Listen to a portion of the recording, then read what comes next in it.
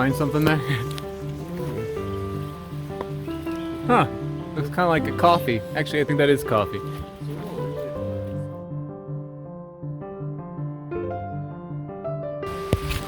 Let's go on a hike now.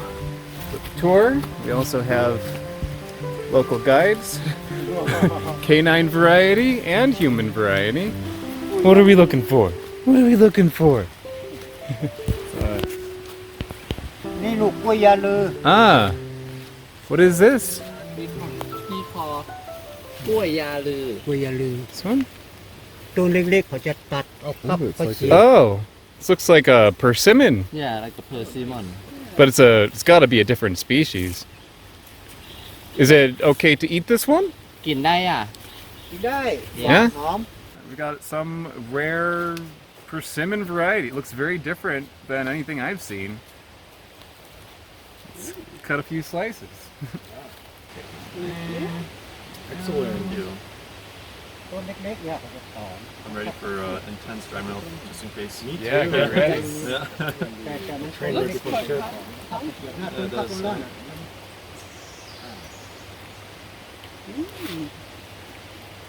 A little bit of dry mouth. Not so bad. Flavor's good though. Like a fruity pebbles kind of mixed fruit kind of taste. You a little mango-y, you say? A little peachy? I got the fruity pebbles, yeah. Fruity pebbles. It's like vanilla. A little bit of vanilla. Not very tart. Quite a lot of sweetness though. Maybe like a 7 out of 10. That's real cool. That's really, really cool. Any other thoughts, guys? It really coats your mouth with that powderiness, like everywhere it touches. Yeah. And you almost have to like peel off the fuzziness. Like American persimmons are like that. Like at this ripe, even though it's like squishy, at this ripeness, like an American persimmon would give you that kind of dry mouth.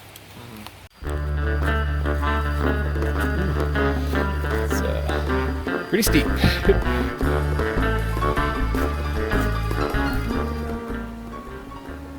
So after a little bit of research, I still don't really know what this is.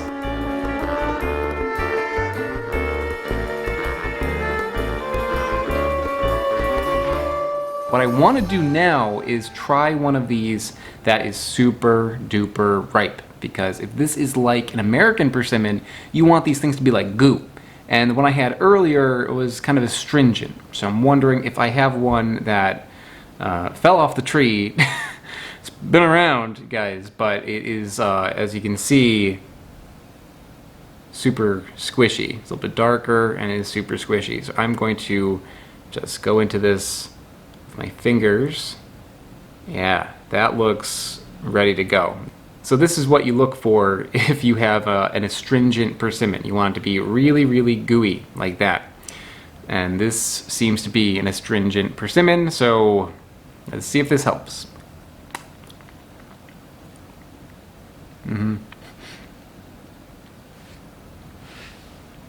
The astringency is gone. It's very sweet. I'd say it's like an 8 out of 10 on sweetness. Very high up there. There's a little bit of a tartness to it, but not a lot.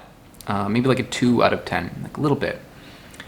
And the flavor of this is not like any persimmon that I've had. You know, sometimes persimmons just taste like sugar, but this has like a really nice taste to it. The texture might be hard for some people because it is so soft. You need to be like basically rotting for you to eat this thing. So the flavor of this is actually really, really good. I would say this is my favorite persimmon. Close to it. The velvet apple is also pretty good. That one tastes like mango yogurt.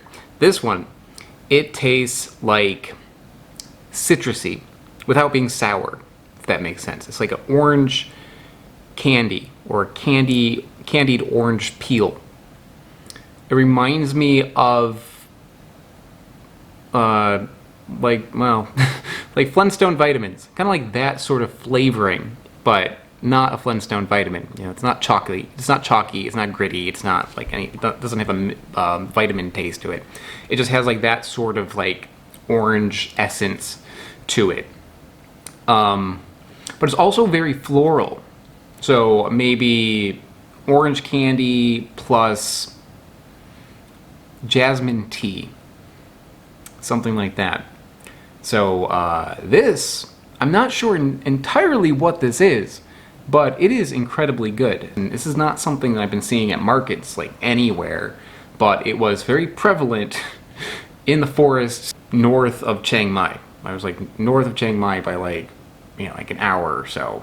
And this was just like littering the ground. Something that I think people use locally, like small communities, like the Lana people up that way, I believe probably use this. But I didn't see it available anywhere, not even like roadside vendors in that area. So very rare, but very tasty. So while we're here, let's take a quick look at the seeds. They actually look a bit like the seed of a sapodilla or chiku. Large, dark, and it has a little bit like of a little point to it, like a little hook, the way that sapodillas do. So that's kind of interesting, very flat. And there you go. So I think that's about it, everybody. Really cool to try this one. Hope you enjoyed it, and I will see you next time. I would like to give a big thank you to Smarter Everyday, Bill T, and Joseph McCorkle. They are mega patrons on patreon.com. Patreon is how I keep this channel going. It is a huge help, so thank you. And to anyone watching who is interested in learning more about how you can support the channel and get some really cool bonuses in return, like early access to videos, exclusive videos, there's over 100 of those. There's even a level where I will send you things in the mail. You gotta check it out, so check out the link in the description below.